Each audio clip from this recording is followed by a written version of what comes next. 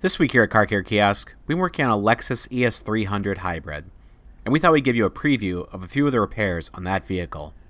First up, let's show you how to put the front wiper blade into the service position.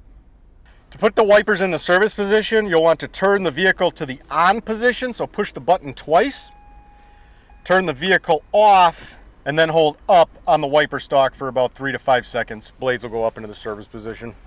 Next, let's find all the fuse boxes for you. The first one's over here on the driver's side of the engine bay. Press the tabs and lift the cover off to reach the fuses. This fuse box includes a fuse puller.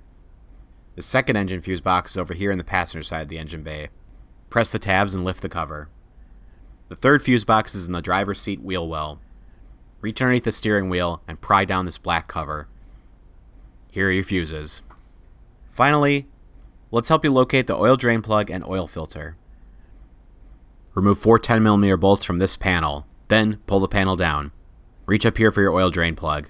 Use a 14mm socket on this plug. Reach up here for your oil filter. Here it is. If you enjoyed this video, don't forget to like it and subscribe to our channel.